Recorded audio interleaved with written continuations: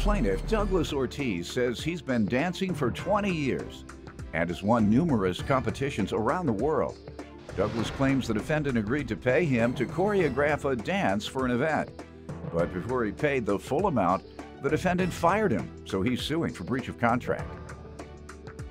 Defendant ALDO MARTINEZ says after he was approached to be in a dance competition, he hired Douglas to choreograph his talent number.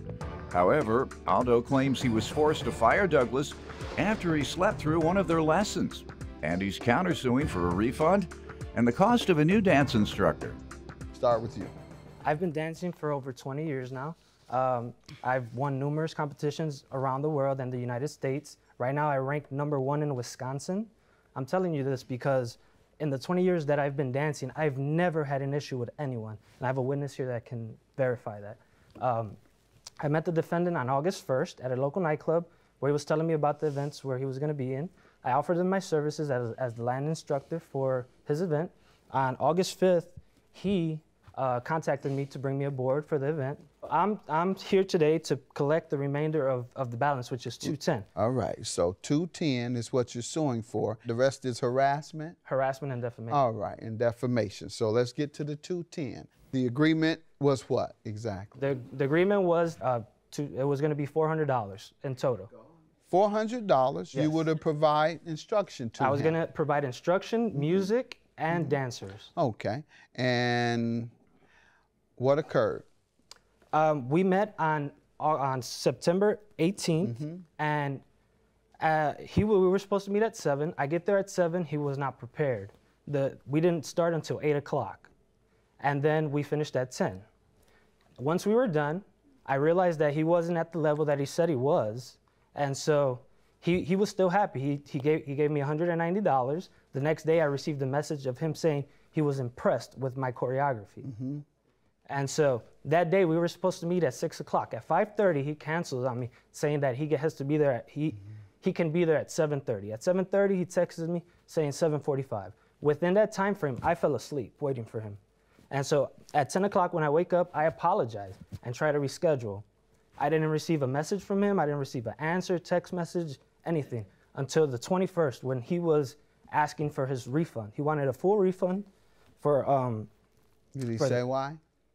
He just said that he didn't think he was going to learn the routine, but... He said he didn't think he was going to learn the routine, right. So give me all my money back. Correct. You have that? That was actually a phone conversation that we had. Sir, why don't you give me some background? Yes, Your Honor. Well, basically, back in July of 2014, I was approached to do a male pageant competition at the Olympic Theater here in Chicago.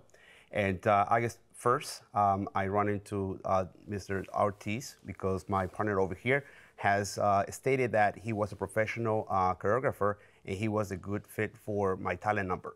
So I hired Mr. ORTIZ to put a talent number together.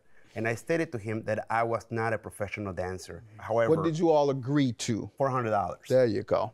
And what occurred when you went for your lessons for $400? Okay, we met at the gym. Because that's the place that we're supposed to rehearse. Unfortunately, the place was busy, so we discussed for 1 hour, and then we rehearsed for only 1 hour. So why did you not continue with the lesson? Because I only have 8 days to get prepared for this competition. I feel that I could not trust Mr. ORTIZ for the fact that he broke the contract that we had because he fell asleep on me when he's supposed to rehearse the next day on the 19th. He didn't show up. He fell asleep. So I couldn't trust him, so I have to hire someone else on the spot. Plaintiff Douglas Ortiz was hired to choreograph a dance for the defendant, but the defendant says he was forced to fire Douglas after he slept through one of their lessons. So that's your counterclaim is for the new dance instructor? Correct. How much did you pay him? $850. And you were paying him $400. Why did you pay the other person $850? Because at the point it was the last minute, I was no room for negotiation. So if I want the talent number. When was that you engaged him for $850? Sunday the 21st. 21st of? Of September. September. And when had you engaged him? The 18th. September 18th? September. Yes, September 18th. So you only lost 3 days.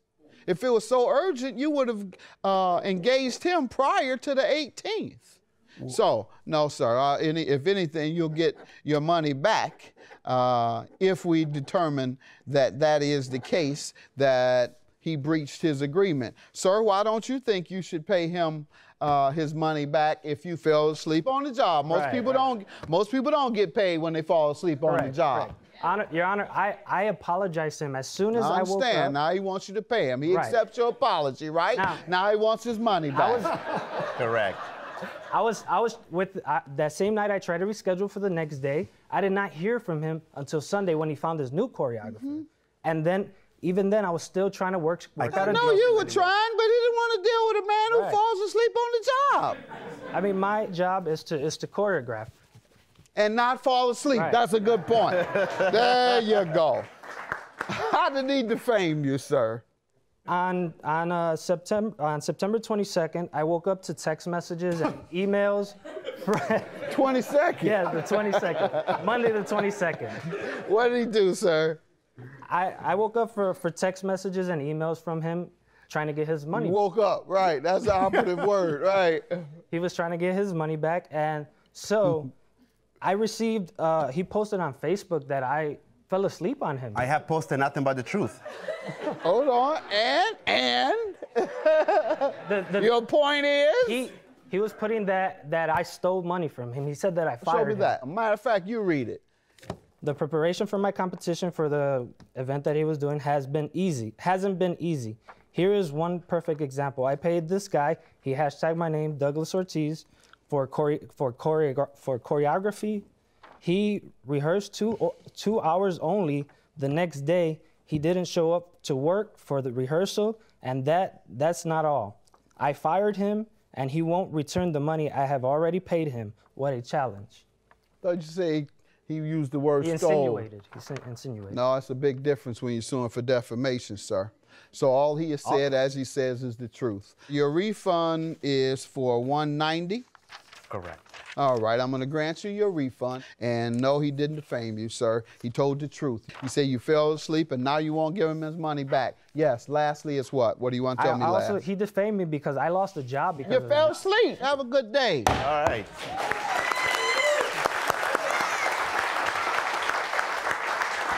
Let's dance together, man. No. Again. Oh, you ripped me off, dude. I rip you off. How did I rip you off? You fall asleep on me, man. Dude, you don't have to be putting my name on Facebook like that. Well, don't fall asleep, me man. Look bad. You didn't show up to work. What am I supposed to do? Guy. You're a loser. I'm a loser. Well, you're the one who loses, not me. That's fine. Well, you still don't know how to dance. You suck.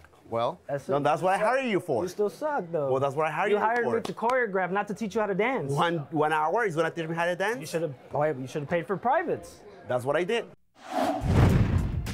Ever wonder how important a signed agreement is to your case? If so, go to my website, askjudgemathis.com, and ask me about it.